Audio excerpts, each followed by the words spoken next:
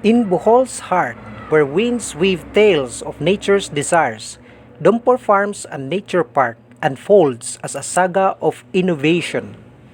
Dr. Edgar Dompor Apolinar, Dreams architect and land steward, invites investors, an odyssey through Dompor Farms, transcending the mundane and immersing them in a journey of unprecedented proportions. As the sun withdraws over undulating landscapes, the first advantage surfaces, the mastery of indigenous crops. Dompor Farms and Nature Park, guardian of ubi kinampay, hybrid rice, and peanuts, unravels the enigma of cultivating these treasures.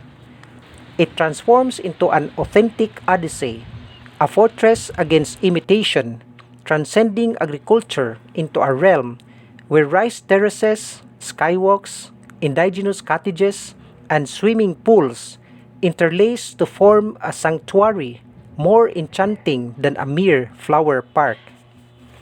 The symphony continues with the resounding note of eco-conscious practices.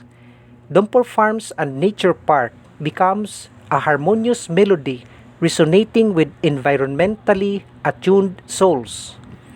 Dr. Apollinar's commitment to nurturing the earth becomes a magnetic force, a fortress built upon practices that stand as both a shield and a sword.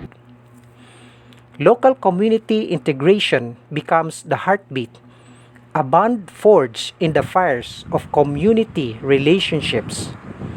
The farm's roots entwine with Bohol's essence, collaborating with artisans, businesses, and residents. These relationships, a potent elixir, create an integration so profound that competitors navigate the labyrinth of a community's embrace, a fortress difficult to breach. Educational programs and workshops, a pillar of knowledge transfer, become the lantern guiding the way.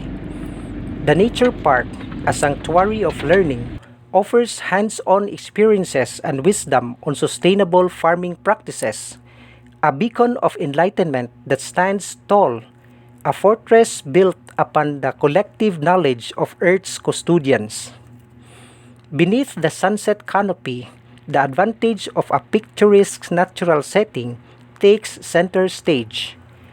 The flower park and rice terraces, nature's theater, become a realm where events unfold against stunning beauty. Competitors find themselves in shadows, for such allure is a fortress resisting mimicry. Diverse revenue streams, a testament to innovation, become the kaleidoscope of Dompor Farms. Virtual experiences, subscription boxes, and corporate retreats, all facets of a fortress that morphs and adapts, ensuring resilience in the face of market changes. An arsenal of diversity becomes a fortress that weathers storms of uncertainty. The exclusive membership program, a fortress built upon loyalty and exclusivity, becomes a society within society. A sanctuary for the dedicated, it erects barriers against imitation, for bonds forged within its walls are unbreakable. Cultural collaboration, the alliance with artists and photographers, becomes an artistry in itself. Residencies that birth exclusive artworks create a fortress of cultural value, a treasure that competitors struggle to replicate.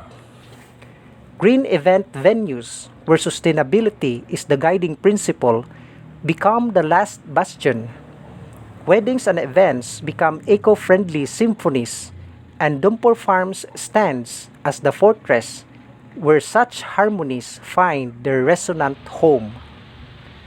Investors, architects of grandeur that is Dompor Farms and Nature Park, are beckoned by Dr. Apolinar, a visionary in the twilight, to fortify a haven where culture, agriculture, and prosperity converge, a fortress echoing with the promise of an extraordinary legacy surpassing the boundaries of a flower park into a realm where nature, farm, and tourism intertwine in poetic harmony.